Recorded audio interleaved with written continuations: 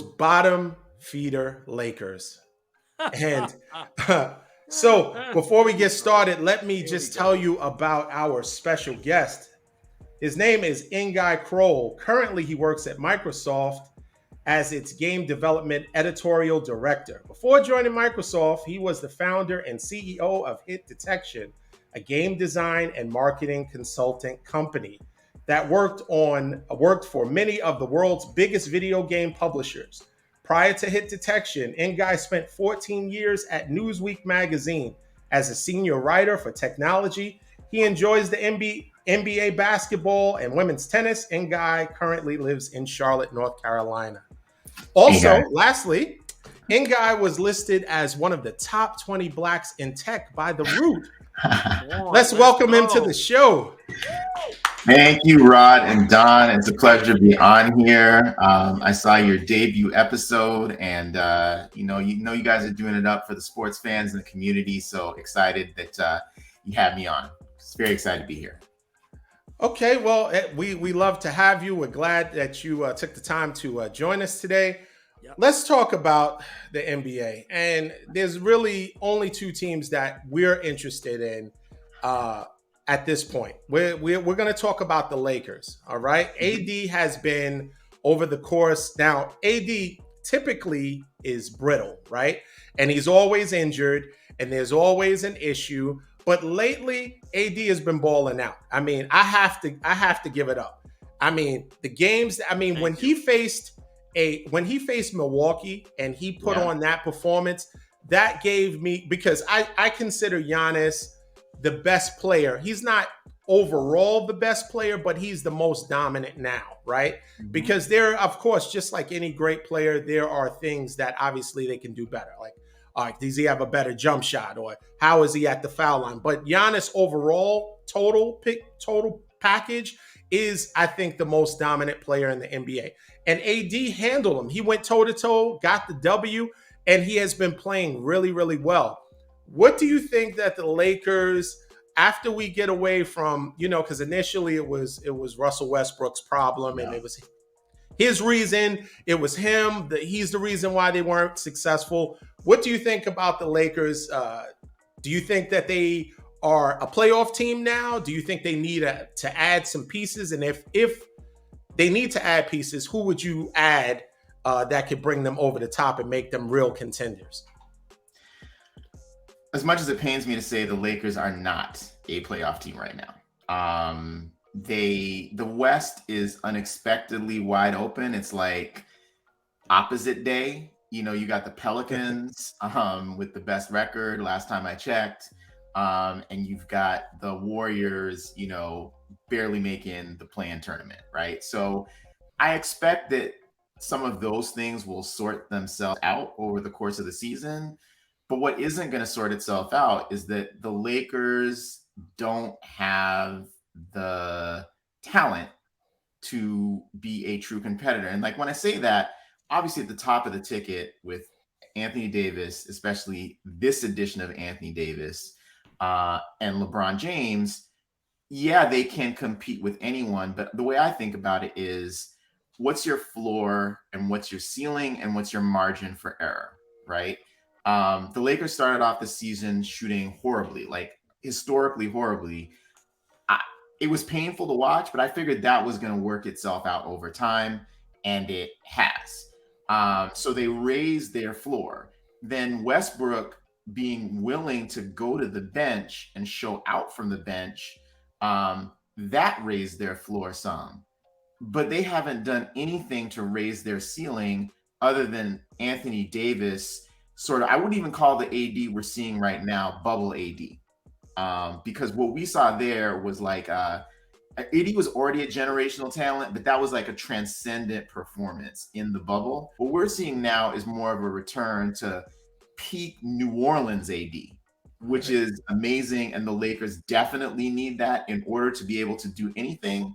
But they have not done anything to raise the ceiling of the team. And the ceiling is what it would require for them to be in the playoffs and make some noise. And I think what's unfortunate is over the last several years, even before LeBron got to LA, we've had to spend so much time focusing on the Lakers in terms of transactions instead of basketball, deals that they made, deals that they didn't make, free agents they tried to get, free agents that wouldn't even come meet with them, free agents that came for one meeting and didn't take it seriously, right? We got fortunate that Magic Johnson was able to persuade LeBron that he could live out his dreams in LA, right? Magic didn't stay there the whole time, but put it on the path to get AD and win the championship. And my feeling about this, and we'll get into it more, I don't want to take up all the airtime, is there's a tension now between Pelinka doing what is best in the best long-term interest of the franchise and the commitment of winning right now while LeBron still has gas in the tank and while you still have a transcendent player like AD. And I don't know how they're going to square it, but no, the Lakers should not kid themselves. The run that AD's been on, the games they've been able to win, even a signature win against the Bucks, which I love to see, they're not a playoff team. They're not a serious team. No. What do you say, Rod? Listen, N'Gai, you're my guy. You're my guy, man. All right, that's what I gotta tell you. You are my guy. I love reasonable fans who, like myself, a big time Lakers fan, been one since 1981, and I've loved my Lakers immensely. Yes. Okay, and so, but I like what you're saying, and I could not disagree with anything you said. And I think the latter part of your point that you made in relationship to whether or not the Lakers should build something short-term or long-term, it puts them in a bit of a quandary because, again, LeBron, we could see, right? LeBron is not the player he used to be. He still puts up, really, really good numbers. But, right, when we say LeBron puts up good numbers for what? A 38-year-old, right? So you always have that caveat in there with LeBron. And then with AD, to Don's point, AD is balling. But the health thing is always the concern. And he's right now looks like he's fighting through injuries. I believe he's playing hurt right now. But I think because the knock on him and he's trying to really lose that stigma of being an injured guy and Charles Barkley calling him out and street clothes. So, I mean, unless his arms fall off his body, this guy is going to play through almost anything he possibly can. I was even shocked that he stopped playing when he had the flu the other night. But the truth is, I couldn't agree with you more. The rest of the roster isn't really good at all. I think Lonnie Walker is a nice little piece they got. I love Austin Reeves. I love his commitment and his hustle on defense, and he's actually good in the open floor. But like you said, which I thought was a great way to explain it, the floor has risen for the Lakers with Russell coming off the bench.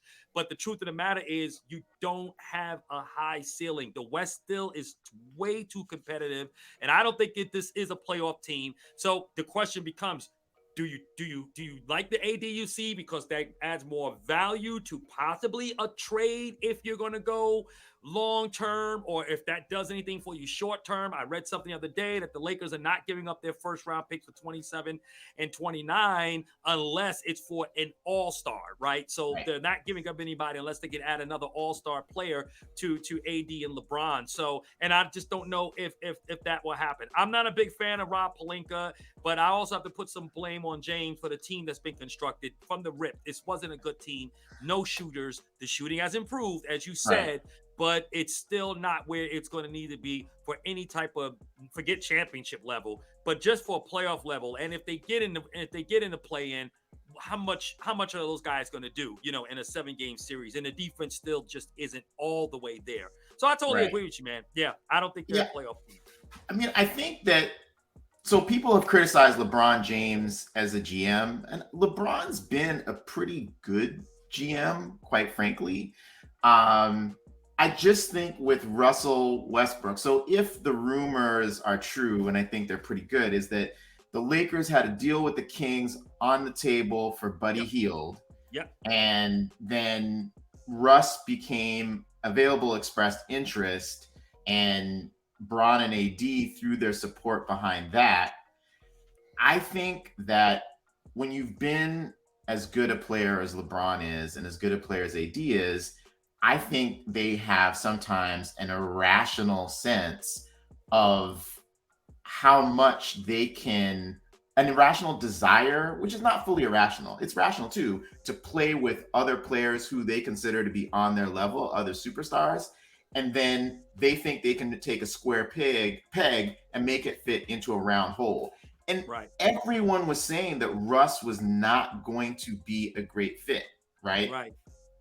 And it just bore itself out. Now, what we do see is that there was a role for Russell Westbrook, a significant role. It was just coming off the bench and leading the bench mob, something that he was not willing. Obviously, like, why would he force a trade or ask for a trade out of Washington, where they had Right. gone to the playoffs with him, where Right. he was beloved, he got it fit great, and he elevated the team and elevated Bradley Beal? Why would he leave that to go be a bench player, right? Like, Right. that was never going to happen. It was going to have to be the humbling and the change and a change of scenery with a new coach coming in for him to accept that. And if he leaves, I personally think he should go back to DC. I feel like that's the one team in the NBA where he could start. He's definitely changed the perception now that people have seen what he's coming off the bench. Like, I don't think there was a moment, there were times last year where it was like, wow, Russ might be on his way out the league like Allen Iverson was. And now with what we've seen this season, I don't think that's happening. I think Russ has more years, but the difference is that there are very few teams that are willing to say, yes, we are going to make Russell Westbrook our starting point guard, and we are going to commit a portion of our offense to being oriented around him. That's not happening anymore, right? No. But back to the Lakers. That was the mistake they made, and now they're trying to undo it. And how do you undo it? And I think the deal I want to do is for Buddy Hield and Miles Turner. Now, Miles Turner has an injury history, but what I like about the deal is that it maximizes LeBron and AD. Buddy Hield is a knockdown shooter. He can be streaky, but he's one of the best outside shooters in the NBA. He will get amazing open looks playing with LeBron and AD. And if the defense respects him, then they cannot crowd Bron and AD. So they'll get to work. Either he's killing them or they're killing them.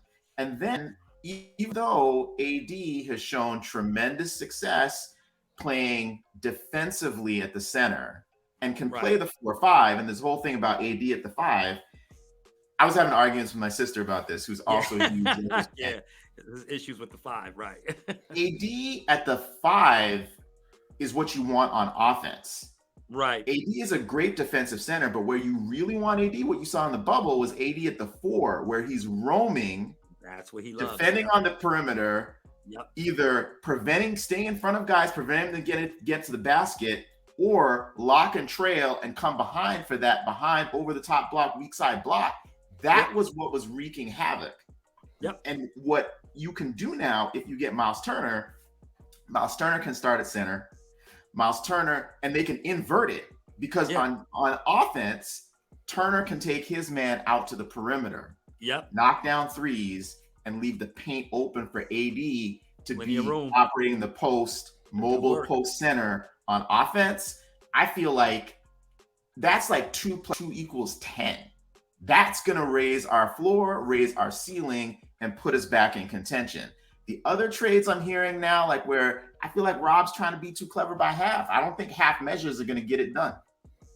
I totally agree. D, if I can just add this one point to what the guy said, I totally agree. And I think why that trade is important too, because you get Russ off the books, right? Obviously, you're talking about making that trade for Russ, right? So Russ is off the books, and then even you can then figure out what you want to do with Buddy Hield and Miles Turner, going forward. I think the brass there in Los Angeles is wondering, well, do we give up what we got to give up now because we need to win now? How does this going to help us? And I think that's the problem that the Lakers keep going back and forth. So when you brought out the dissonance that they're having, between long term and short term, look, you're not going to I don't think we're going to be a championship team even with Buddy Hield and Miles Turner. It's not going to make a difference.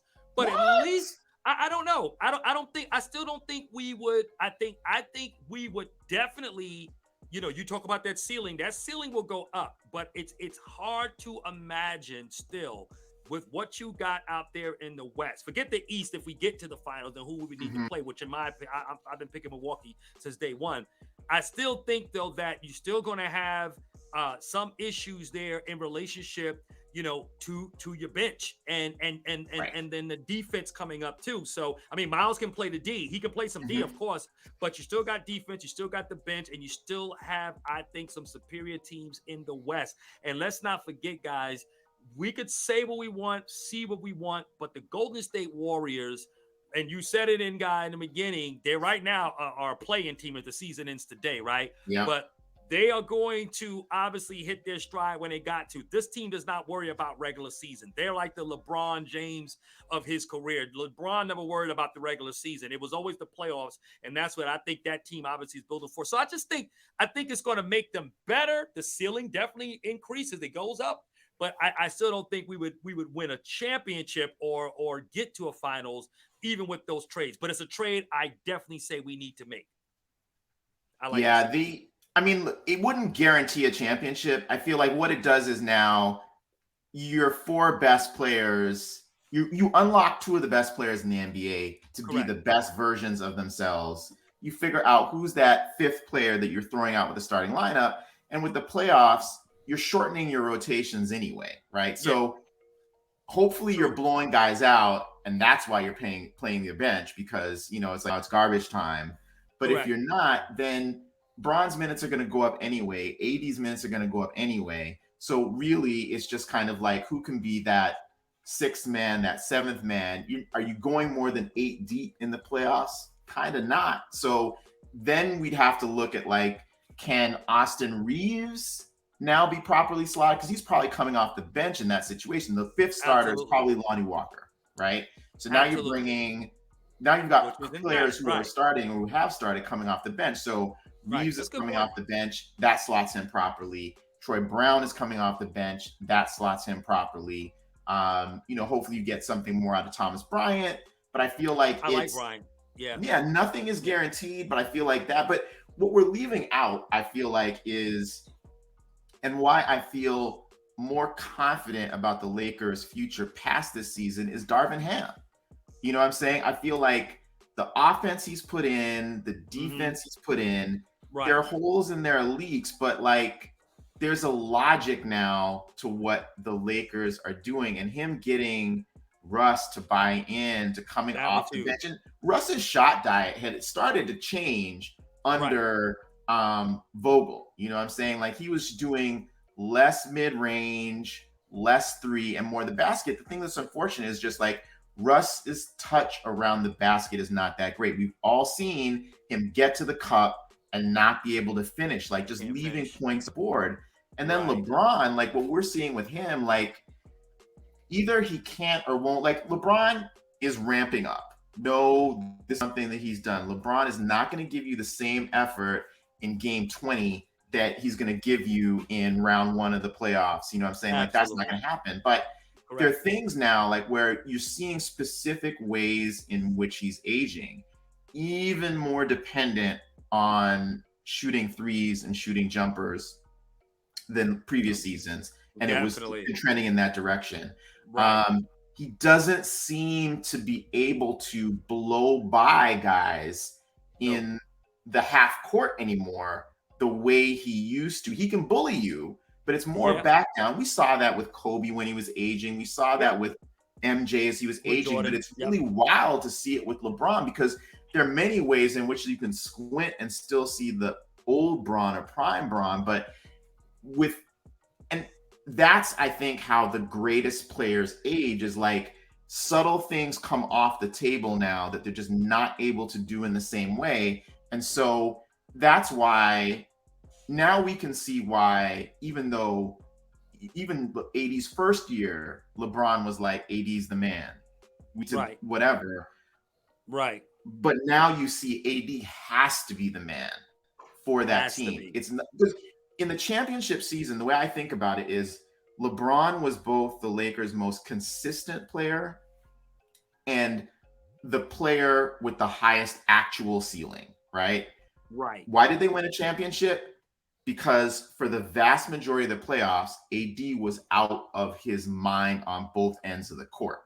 shooting threes, shooting Yeah. jumpers, Oh my gosh. around the Boy. basket, like the whole bag was on display. That's why they Absolutely. won the championship.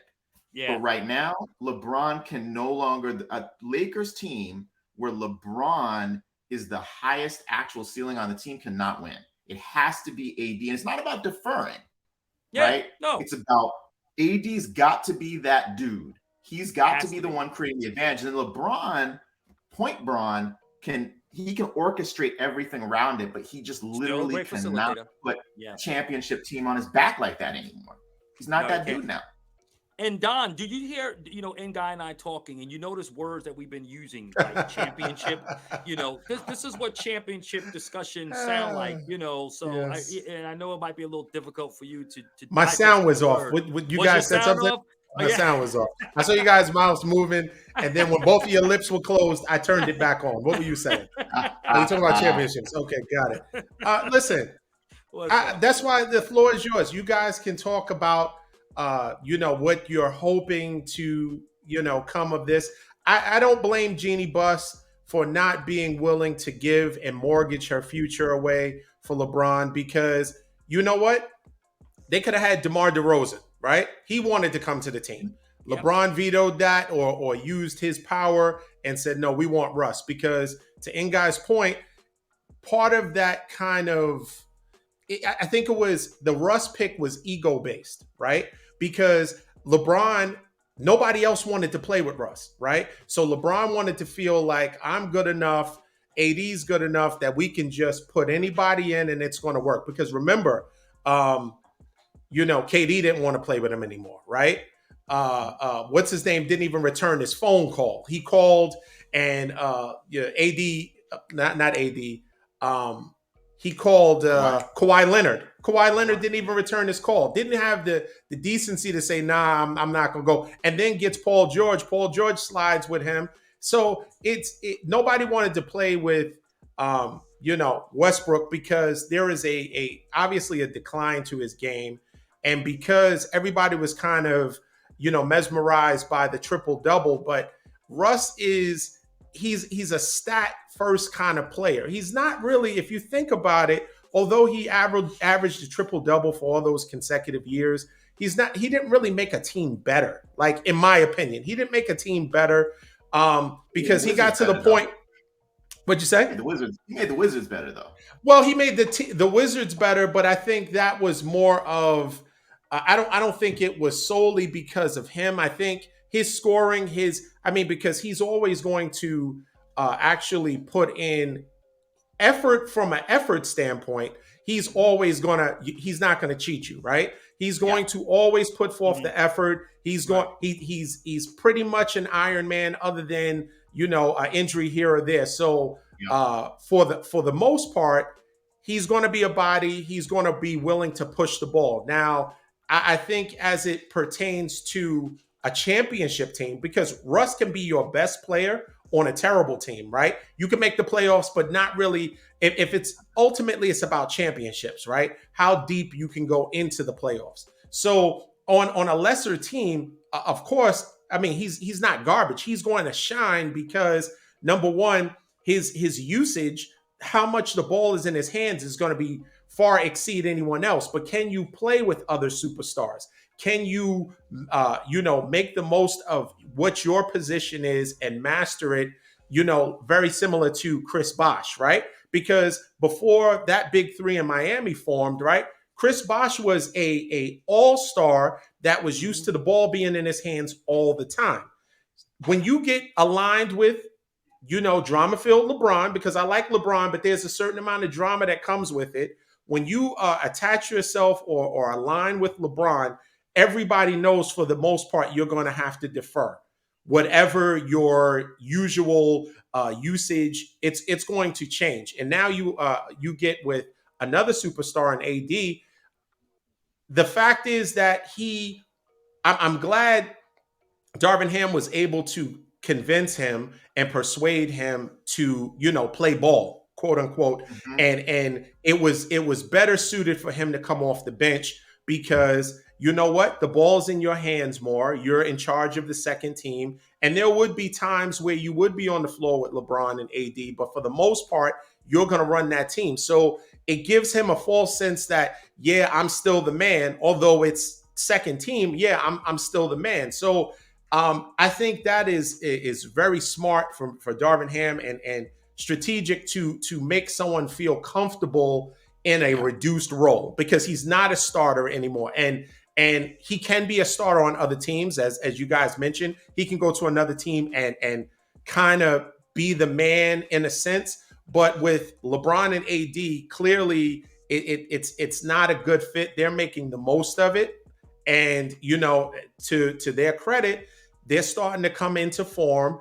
But I think there were options, and you know, the fact that she's, you know, Jeannie Buss is not willing to, you know, mortgage her future, because, you know, how many years honestly do we give LeBron to I mean, he's still putting up numbers. I think he's still averaging 26 to 27 points a game. Yeah. But that window is closing. LeBron's window is closing. He might need to join a super team.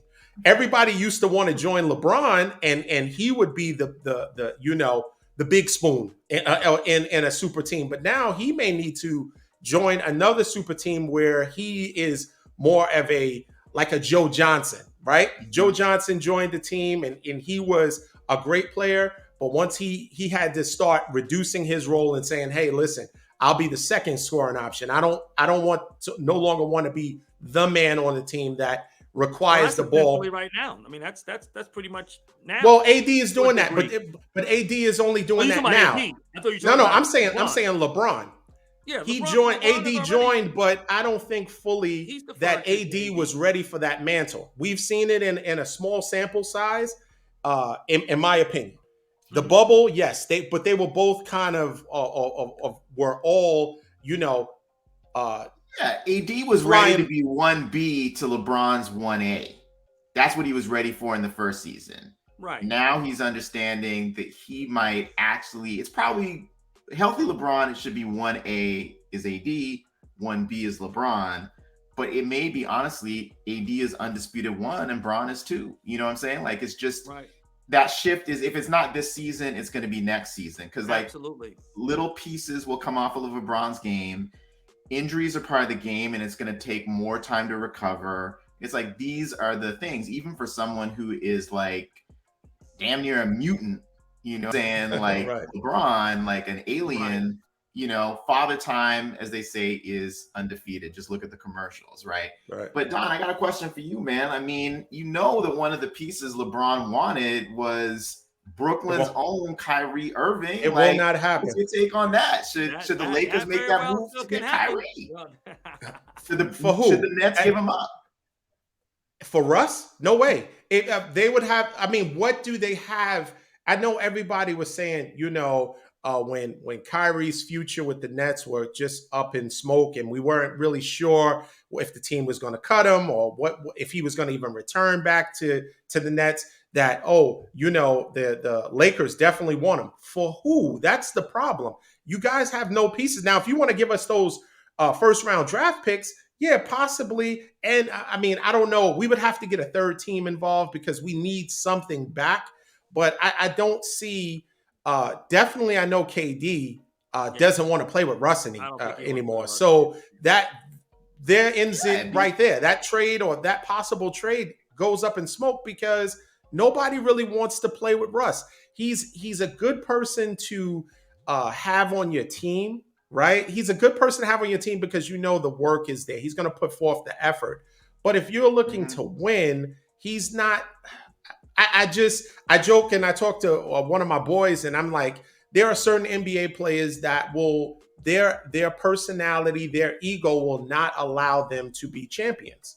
And Russell Westbrook is one of those guys, I don't ever see him with a ring because his ego will not allow him to understand that his role needs to diminish at this point in his career, and he will not allow that.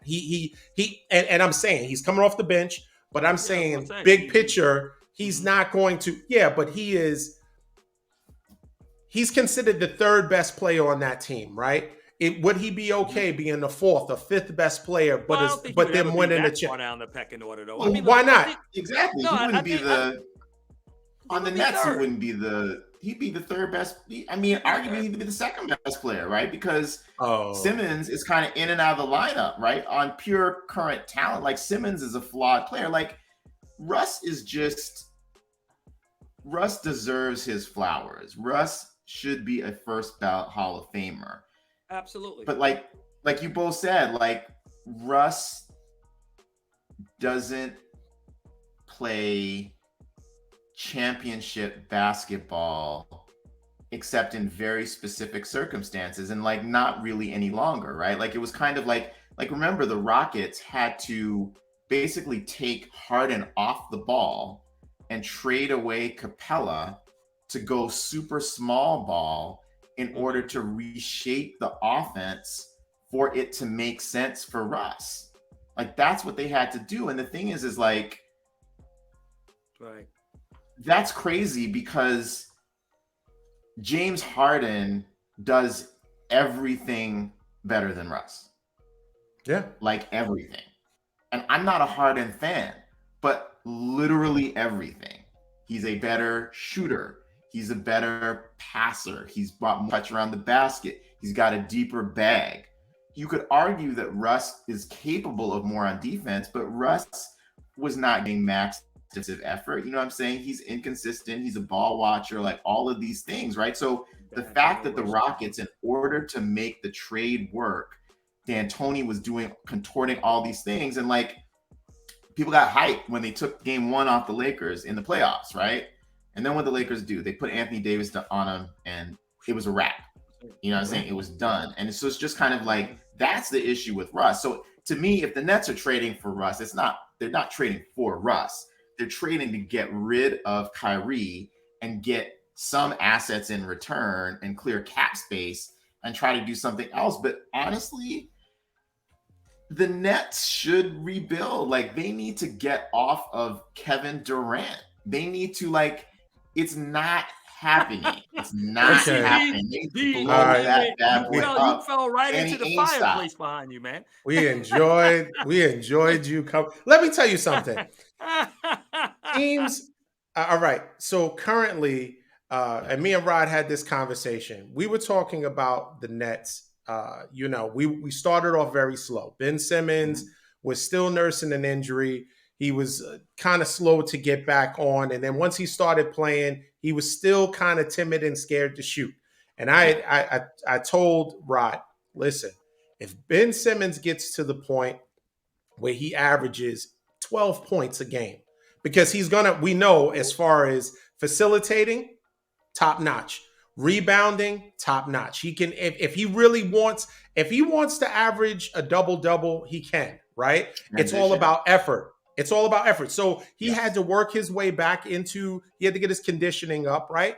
And what has he done? He has, around the same time, Klay Thompson has kind of took off as far as his scoring again. Ben Simmons quietly was averaging somewhere near 15, 16 points.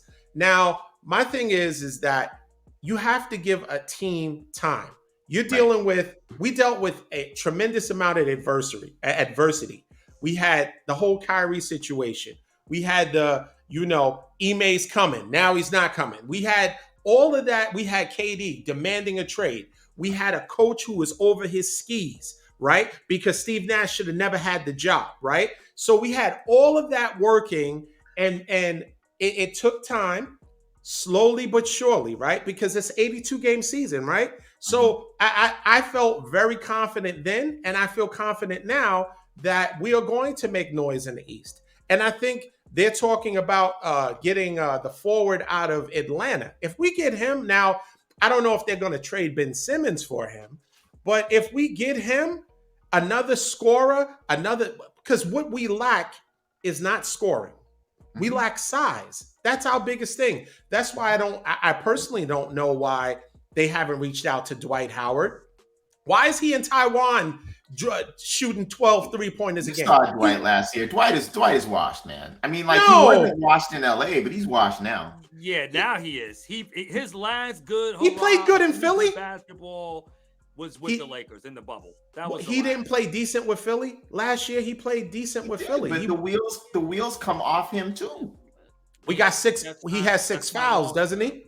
His shoulders are still as wide as you know. I mean, we need him. We don't need him to be the Orlando.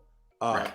We don't need him to be the baby Superman. We just need size. That's our biggest thing. Because more often than not, we get killed, on the rebound. We get killed rebounds, offensive, defensive rebounds, but we're leading the league in block shots. So something is happening. Everyone talks about Claxton only being 112 pounds and but we're leading in block shots. Everyone talks about KD, how skinny he is, how slight he is, but we're still leading. So I like size, Claxton. He's good on both sides of the ball. The problem is that offensively, the best lineup is with Simmons at center. Like, I think that's the point. Center is the position that he has to play in order to be successful in the dunker spot. Operating off cuts and movement in the paint. That's where you're going to see success with him. And that's the challenge with Simmons is not that he's not an extremely talented player. Not that he's not a 2A player, but someone who is almost pathologically reluctant to shoot, just distort and is afraid to get fouled. Yeah. Right? Like, I think it was Isaiah Thomas who said, I wouldn't even worry about his shot. Just fix the free throw shooting. Just let him get his buckets at the line and off putbacks. Like, that's what he should be doing. You know what I'm saying? Like, but I don't know if so that's what I'm saying. Like, the ceiling, and with Kyrie, the reason they got to solve the Kyrie situation is Kyrie's an expiring contract. Exactly. No way he returns to the team.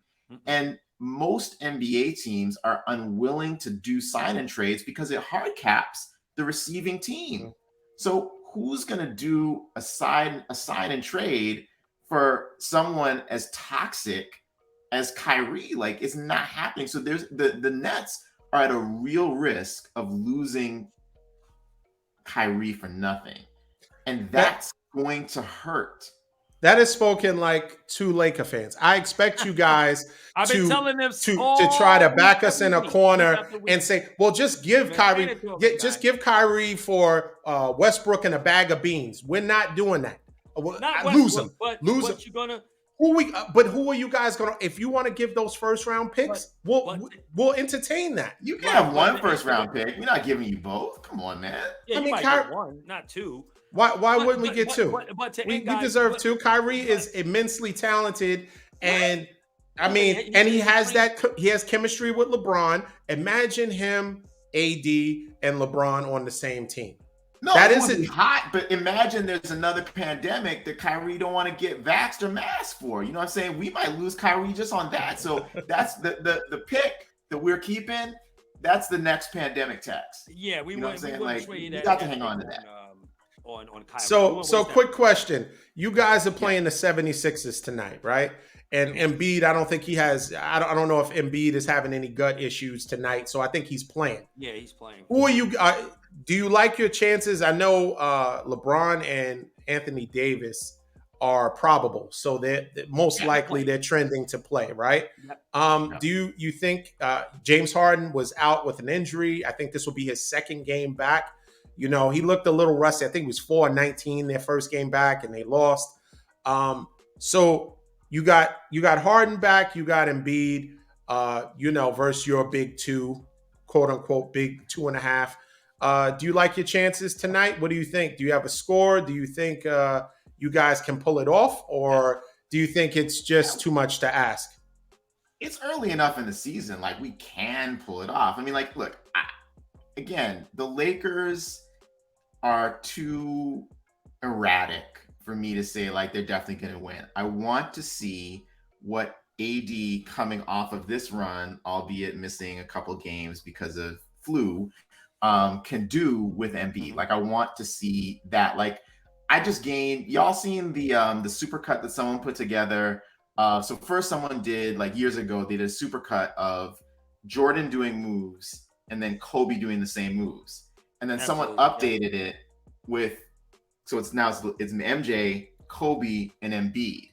And it's like scary. Like, that's when I realized, oh snap, like Embiid is a shooting guard in a center's body, right? And the older I get, when I was much younger, I was just like a fan. It was Lakers, mess, F everybody else, like that kind of thing. And the older I get, I'm still a diehard Lakers fan, but the more appreciation I have for talent when I see it. And it can be like, I love to see talent develop and show what it can do. So it could be a Caruso going from undrafted into something, and it can be an Embiid who missed most of the first 2 seasons of his career because of injury, turning into this, right? So just like we got a phenomenal game between AD and Giannis, I want to see that. And I'm predicting who's going to come out because they've both gotten the better of each other in previous games. So I just want to see that. The person who scares me, quite frankly, and is just against us is Tobias Harris. Tobias Harris seems to be giving us work every time he faces the Lakers, right? And I don't think we have an answer for Tobias Harris. I really don't. Yeah. And then you got Maxey, clutch client. You know what I'm saying? Like, I mean, maybe Rich can convince him to throw the game and do a little point shaving, but that kid is true. Right. Like, how did the Nets not demand him in? Like, I really don't understand how the Nets did that Harden trade. Like, they got hosed in that deal. Hosed. It's crazy. I just think they did. They could have gotten more. I think it was they were looking at Harden as, I mean, because Harden ultimately, I mean, he has a history of quitting his way out of teams. And if Harden looks, and I don't, honestly, I hold nothing against Harden. Kyrie has a ring. Why he's out of there. That's Kyrie has a ring. KD has a ring. Harden doesn't want to be one of the Charles Barkleys or one of the other great players, one of the greatest players to not win a ring. So Kyrie, him not willing to make decisions and do things in the best interest of the team and doing it in his own best interest. I don't blame Harden for saying, "Hey, listen, I don't have a ring, and I'm pretty much spinning my wheels. I got to get out of here." So yeah, it wasn't the greatest deal, but maybe the Nets were looking at potential from a potential standpoint.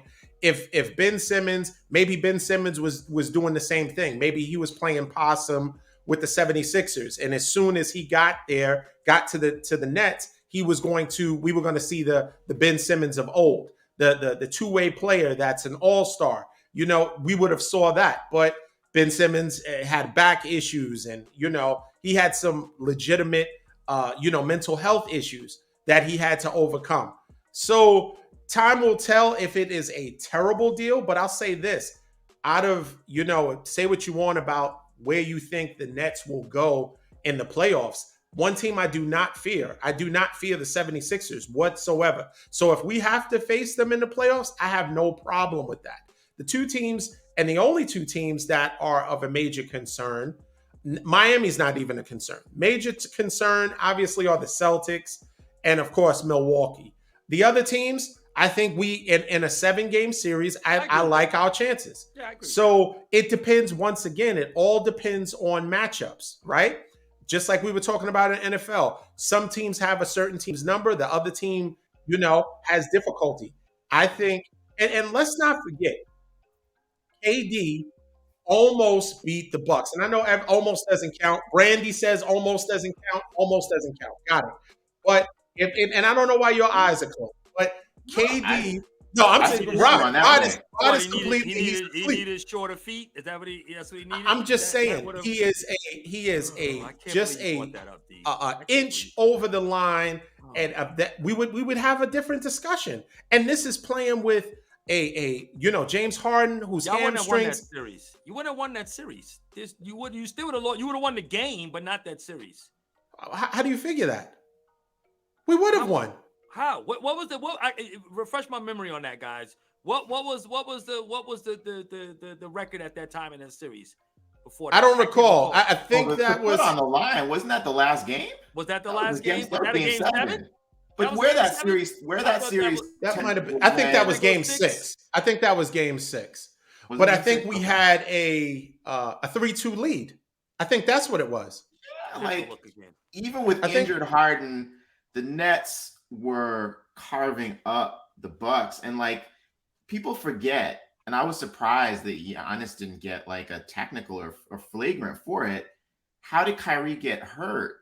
Giannis came flying in to get the rebound, and his foot went under Kyrie, like he undercut him. Like, Yeah.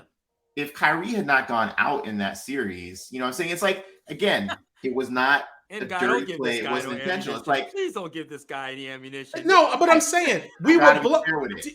Do you remember that we blew them out game 1 by like 30 points? I mean, it was a blowout. We were on our way to possibly sweeping them. And I'll say this, Giannis wasn't the same Giannis he is now. Giannis is just like LeBron had to learn to win, right? Yeah. I think Giannis has elevated his level, and it's like once, just like anything else. He tasted blood or whatever the case may be. He understands how to win, what it takes, and he understands it, and he has that feeling after accomplishing such a great feat. I think that's what has elevated him to the next level. Once LeBron went to Miami and he understood and became familiar with actually winning, not just getting there, but actually getting to the point where you're tasting champagne, there was no looking back. So I think Giannis should thank KD for his elevation in his game, because KD brought the best out of him. If you remember, they went back and forth. I think it was like 45 points and 48 or 49 points. They were going back and forth. It was a very, very competitive series. And I think injury, so KD, let's be clear, KD took it to 7 games with a hobbled Harden and no Kyrie. Kyrie was out, I think, after game 2. And why is a 6'11", 7-foot guy diving for a ball on a 6'2", 6'3" guard? It was, I mean, it could have been by design.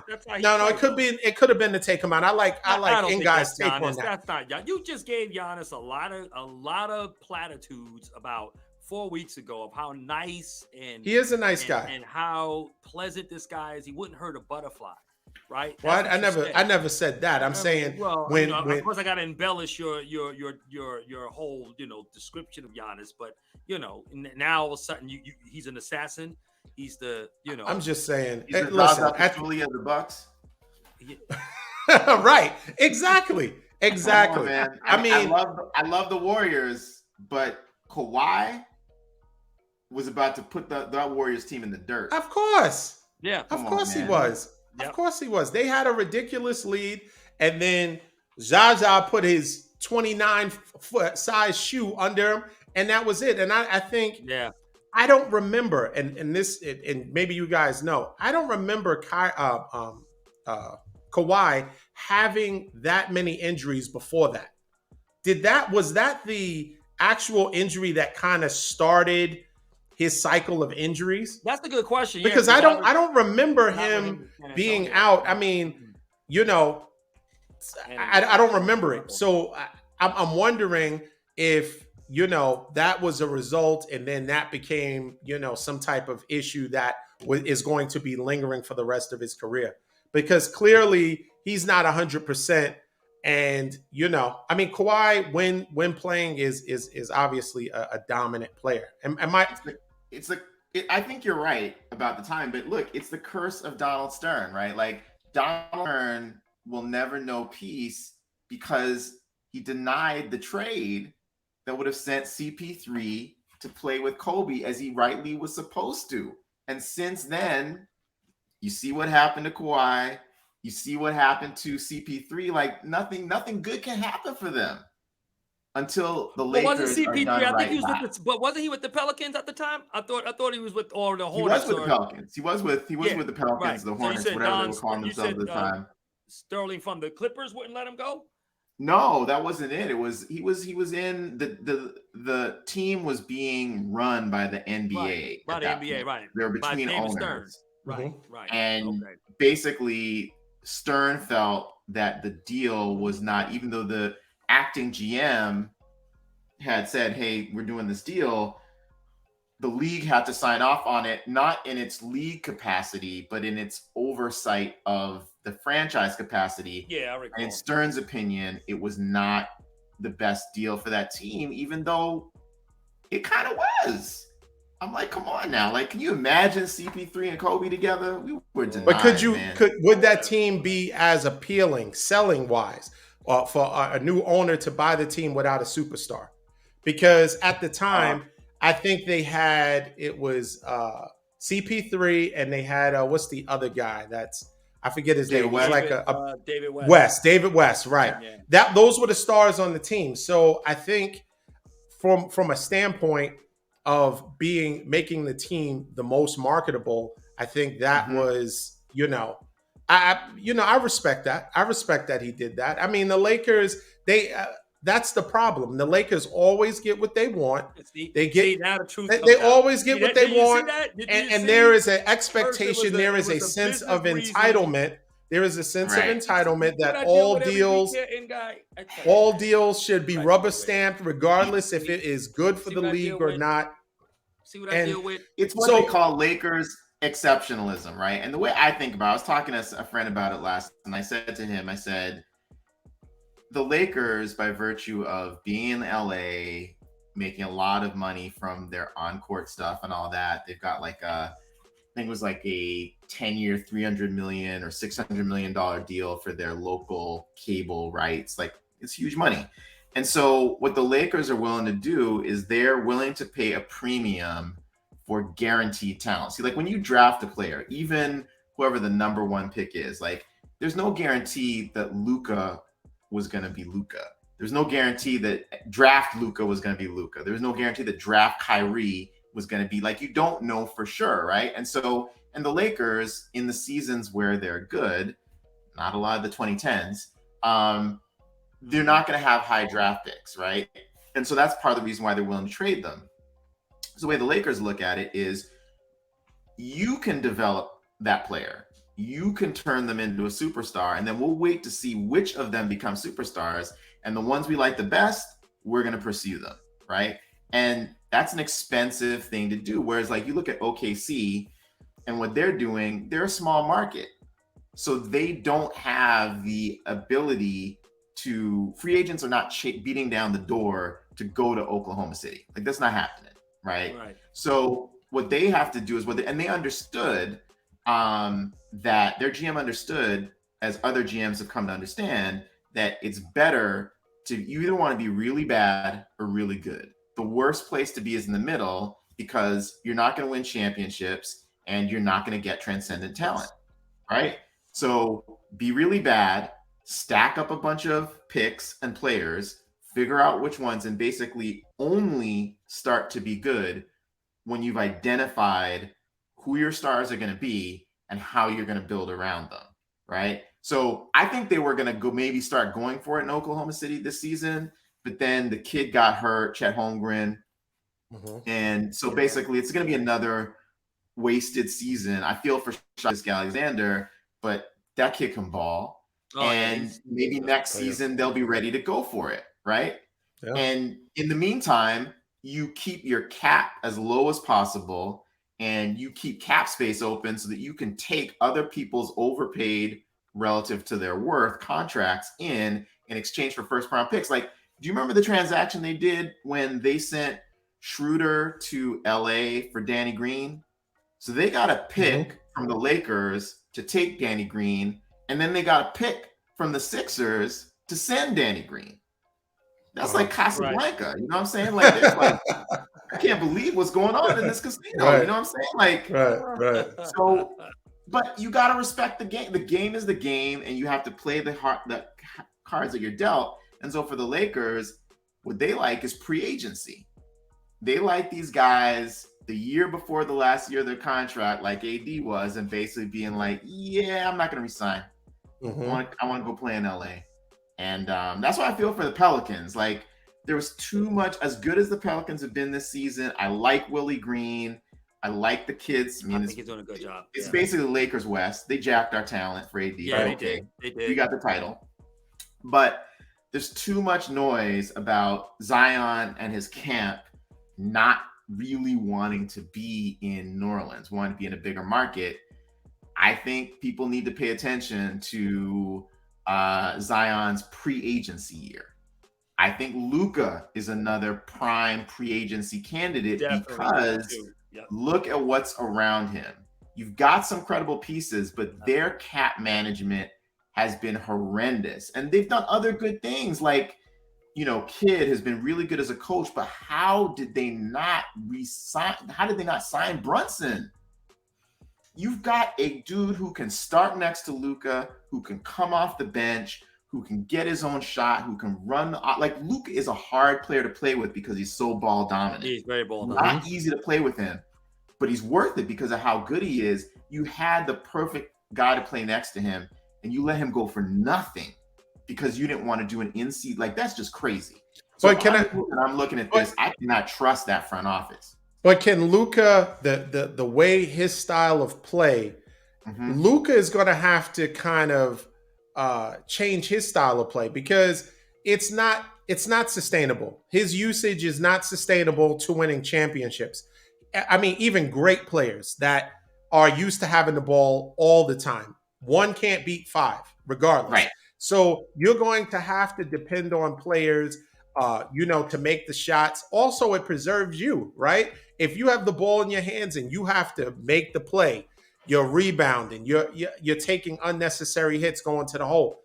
I think so good though. Like he's I a great player. About Harden, but it was just like, look, you're right. There's Luka raises the floor significantly, right? But he can't give you a championship ceiling on the current roster. So it's at the point now where I don't know exactly like what is the right number 2 alongside Luka. And where I feel like there's parallels a bit to LeBron, like you were talking about, LeBron being ball dominant and not easy to play with and stuff like that in some ways, right? Like he's a great team first kind of guy or whatnot, but he is very ball dominant, right? And I think that's why starting Westbrook with Braun was doomed to failure. But I wonder if a player like an AD, right? Or even a player like Jokic, you know what I'm saying? Like, we're going to have to learn what is the kind of player that is the right, can there be a 1B to Luka's 1A? Or is it the kind of thing like where it's a transcendent version of Iverson, like where in 2001, where basically you surround him with guys who can defend, guys who can scrap and shoot. And it's just like, and then you get to the finals and you take your chances. But I don't know what a championship version of a team around Luka is going to look like. But I know that the Mavs ain't doing it. No, that roster's bad. He needs a Klay Thompson, not this version of Klay. He needs a Klay Thompson type of player, not the Klay we see now, but the older Klay, somebody like that doesn't need the ball but can shoot and play defense. And I think that's the kind of player in my mind that can complement Luka because he needs the ball. Or like a Steph, right? Like look at Steph, like Steph, or even Steph, yeah, can be an amazing point guard. But what he's willing to do, what unlocks the best version of the team, which is let Draymond direct the offense. And he runs around off screens and whatnot and, just creating havoc. And that's why I love the Warriors offense. And you see so few teams do it this way. The players move and the ball moves. So it's really hard to stop. It's kind of like only they can beat themselves. And they've been beating themselves a lot this season. Right. Because exactly. It's dependent on precision. Like I don't even understand basketball well enough to understand everything I'm seeing when they're doing it. But it's just like when the precision is off and the timing is off, it looks like crap, right? You saw what happened when they tried to run it without Steph and Klay. Didn't work. Not at all.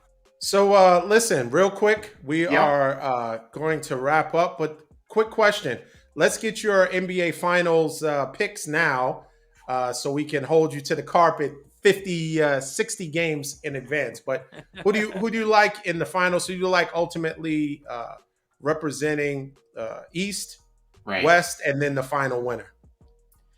So my heart says we're taking it back to the 80s, Lakers Celtics. As my heart says. But my mind says, I always say you gotta beat the champ in order to be the champ. So I'm still going to take the Warriors coming out of the West. And then the East, it's kind of a push between the Celtics and the Bucks. It's hard to predict. I want to say, I will say what I want to see, right? And I want to see the Warriors and the Bucks go at it. I want to see, if I had to pick, now it would be cool to see. I mean, I obviously I hate the Celtics, but it would be cool to see what Tatum and Brown again in that stage, to see what they've learned and how they can come through. But look, we're all old enough to think back to the 2009 NBA Finals and how Dwight Howard robbed us of the opportunity to see Kobe and LeBron.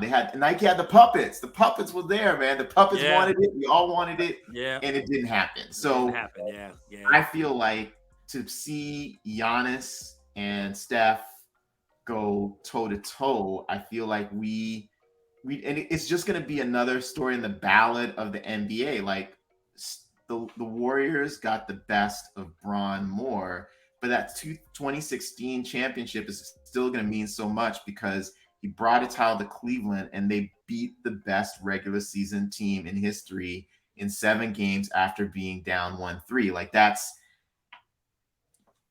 you can't write a better ending, right? And so for me, I feel like to see are we going to see the coronation of Steph? You know what I'm saying? Is he going to pass LeBron for the number of championships and sort of beat a fellow two-time MVP? Or is it going to be Giannis adding to his legend, getting that second title, getting that second finals MVP, and cementing himself as maybe not the most complete player of his generation, but unquestionably one of the players that can do the most damage on both ends of the floor? And I love to see talent shine. So I want to see the most competitive finals. My heart still says Lakers, Celtics, though. Okay. Rod, who do you say? I got the Warriors and Bucks. I think Middleton was the difference last year. So he's healthy. Mm-hmm. They played the 3 of them with Drew Holiday and Giannis. Their defense, I got Bucks and Warriors. Okay. I'm going to say, you guys are going to laugh at this. I'm going to say the Denver Nuggets and the Bucks. That's my pick. I think the Denver Nuggets, listen, we forget how good that team is, how deep that team is, because they had, Murray was injured for, almost 2 years, seemed like. So once they get back into the groove, because they were a team that was on the cusp, I think once they get through and they kind of get going, because the West is difficult to navigate through, but I think matchups, it depends when a team, because the Warriors won, but there was a little bit of luck. They had some injuries with John Morant. It's all of that stuff happens, and ultimately, the cream rises to the top, taking nothing away from the Warriors. But of course, injuries, sometimes even with Super Bowls, NBA Finals, injuries, people not being available for particular games, ejected, a la Draymond Green and that whole situation with LeBron. These things can change, the outcome of a series or a game. So I like Denver and the Bucks, and ultimately, I think the Bucks will prevail. As hard as it is for me to say, I think the Bucks. I think Middleton. I think he is the difference, and he is very, very necessary in order for them to be successful. Listen, N'Gai, we absolutely enjoyed you. We have to have you back. Man, once the playoffs start, once we're beyond NFL and now we get into the meat and potatoes of the NBA season, we have to have you back. I mean, got to, man. We thoroughly enjoyed you. I mean, you have, it was fantastic. Look, man. Except for your Laker love, I learned a lot from you guys. You know what I'm saying? I love the back and forth. I love the camaraderie. I love the bickering. It's all hot. And when it's Lakers Celtics in the finals, I would love to come back on the show. All right, so we said we wanted you to come back. Now you're setting up something that it won't. That you just tell us you don't want us to. You don't want to come back, because if you saying Lakers, it's not going to happen. I have 50% say of this show. You will come back. No. This is what he said. He said when the Lakers and Yeah. Celtics are in the finals, we Well, said why- we what want I'm him to saying- come back. But listen, like, which is a freedom of speech, is it not? Can he not say what he feels? He said Can he when not- it's the when? Lakers and Celtics in the finals. If that's, but We want him to come back, don't we? Yeah, we do. Okay, so if it's Lakers and Celtics, that won't happen. So we want him to come back. He will come back because you know what? Okay. It is going to be Lakers and Celtics. You know what? All That's right. it. Lakers Whatever. and Celtics right there. And guy, we enjoy you, bro. That's it, Yes. man. Lakers. Thank you see so how- much, again, guys. We'd love to champions, come back. Champions. Yeah, exactly. Yeah. Well, listen, it was another fantastic show. Thank you again for joining us, N'Gai Croal. Once again, everyone, like, share, subscribe to our Facebook and YouTube page, Brooklyn Beards and Ball. We appreciate it. Until next time, thank you. Peace. Peace. Peace.